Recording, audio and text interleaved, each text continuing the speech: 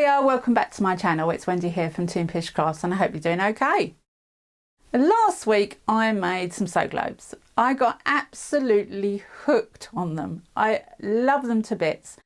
But it did occur to me that I should find an easier way for you guys so that you could make a snow globe easier. Now, the description of a snow globe is a globe. But what if you was to make a snow box? In that respect, you could make any kind of box that you have. If you've got a box with a lid, even a coffin with a lid, or a jar with a lid, you should be able to make some kind of snow globe. So let's see how I'll get on with making a box globe. So this is the box mould that I have. I bought it from Amazon a long time ago and it is flawed, so I've never used it. I also have broken the outside casing, so I've just taped it up. And this is the lid. Now the lid I've used for a few items before, but it is very flimsy and very weak and it doesn't sit straight, so when things come out they haven't got a straight side. So I've decided to make my own box mould round the outside of the mould to keep it straight. That's just plexiglass stuck with sticky tape. I'm going to be using Vista white pigment and JDiction's epoxy resin. And I've also got some very sparkly white glitter that I got from eBay a long time ago, but it's got a beautiful blue sparkle to it. I'm going to be pouring clear resin into the box mould. Completely clear right up to the top, but before I get to the top I will go round each edge with a stick. Now this is a paintbrush without the bristles. I always keep the sticks because you never know when they're going to be handy, and there's the plastic that resin comes straight off. With the lid I've put some white pigment in a small amount of resin and I've put some of the ultra fine glitter in there as well to give it a sparkle. And when it's all mixed, look at that sparkle, isn't it gorgeous? Now as this lid has two lips, the interior one and the exterior one, I want to make sure that there's no trapped air on the interior lip. So I'm going to go around that with the stick as well. Even though these pieces will be going into the pressure pot, they still won't get rid of the trapped bubbles on a 90-degree angle. They will reduce the size, but they won't get rid of them. So it's always best to get rid of them before you cure it. 24 hours later and it's time to demould, and I do love demoulding day. It looks like my armature has kept the lid mould from being bent out of shape and I've got a beautiful square shape. Look at that sparkle. Ultra fine glitter in a coloured resin just is so beautiful.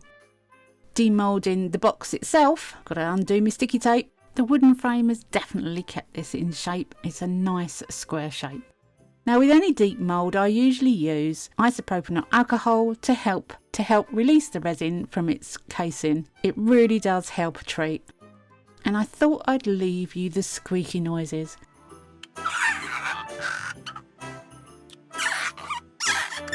You can use soapy water, but as I have the isopropyl alcohol to hand all the time anyway, it's just easy to grab hold of it.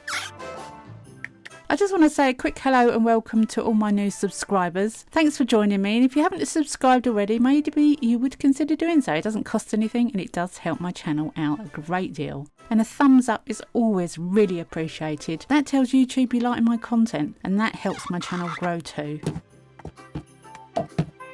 And don't forget toonpish.com, a place where all my discount codes are in one tab. This mould was damaged, it had a flaw on it, and that flaw has caused a nasty patch on the side of this resin, but I'm going to sand it down anyway. The lid then becomes the base for the box and it fits beautifully.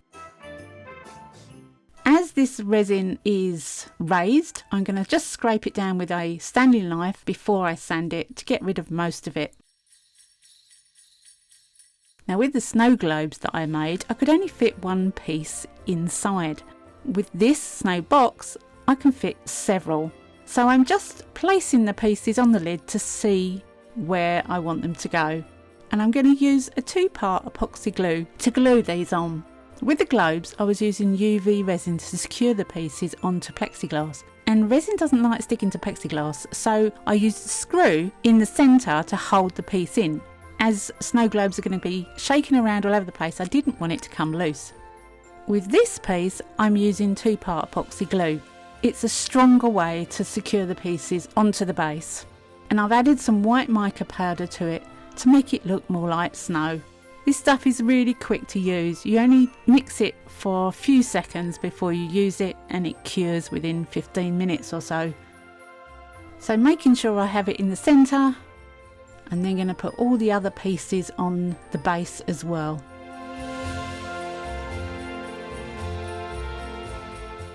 Once that's all done, I'm happy with the layout. I'm happy that they're away from the edges so the lid will go on top. I now need to think about drilling a hole in the corner.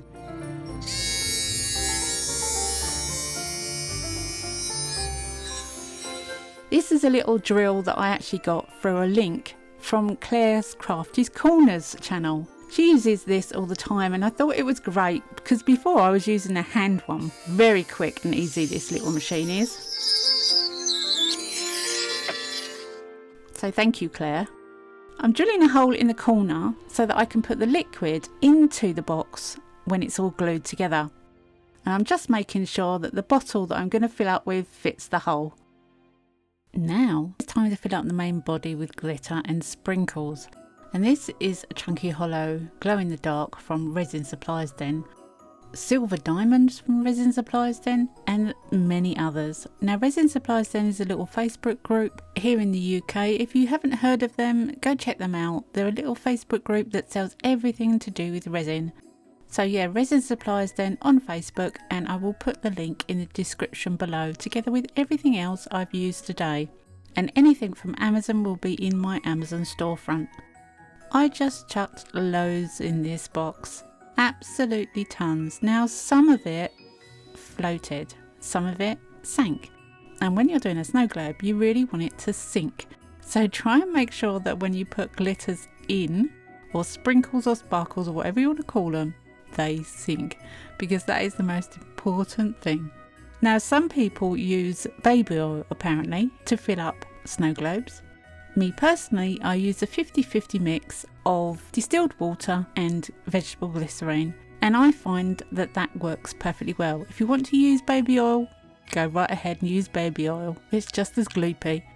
Once I've mixed the glitter with a little bit of the 50-50 mix, just to free it up from sticking to the inside of the snow box, then it's time to glue on the base. Again, I'm using the 2-part epoxy glue with some white mica powder added, and I'm placing it right the way around the outside edge. I do not want this to leak at all.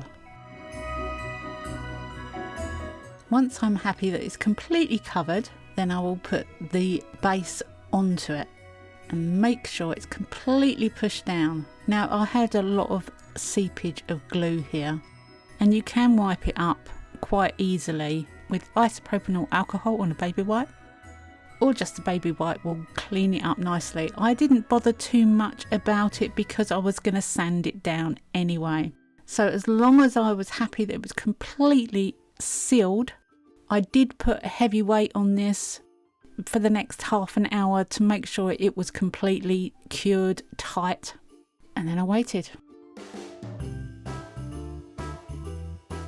Once I was happy it was completely cured, then it's time to fill it up with my 50-50 mix of distilled water and vegetable glycerine.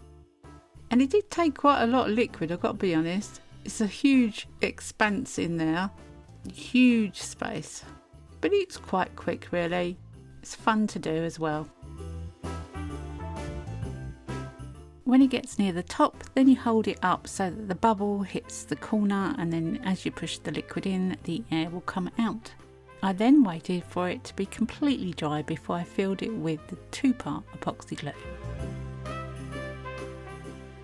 So this project looks, in my opinion, great. Apart from the fact that I had a mould with a flaw on it. Now because I had a mould with a flaw in it, and because my gluing wasn't particularly great, I wanted to sand it down. So I took it to the garage to sand it down, and while I was there I thought, you know what, I think I'm going to round off the corners. You don't have to do this step, it's just that I did this step because I wanted to take it just that little bit further. So I sanded the corners, I sanded the edges, the bottom, everywhere, right up to a high shine, and this is what it came out like. And I absolutely love it. Now, it is a simpler way to make a snow globe. I hope you have a go at this. Most people have moulds. They can make boxes with lids, coffins even. Fancy a coffin snow globe? I can imagine all kinds, jars, all sorts. If you've got that kind of mould, you could potentially make a snow globe. So yeah, I hope you've enjoyed this one. I hope you're coming back and see me next week, because you never know what I'm going to be up to. I never know what I'm going to be up to. I'll put some stills up at the end anyway. Have a great week. Happy crafting, and bye for now.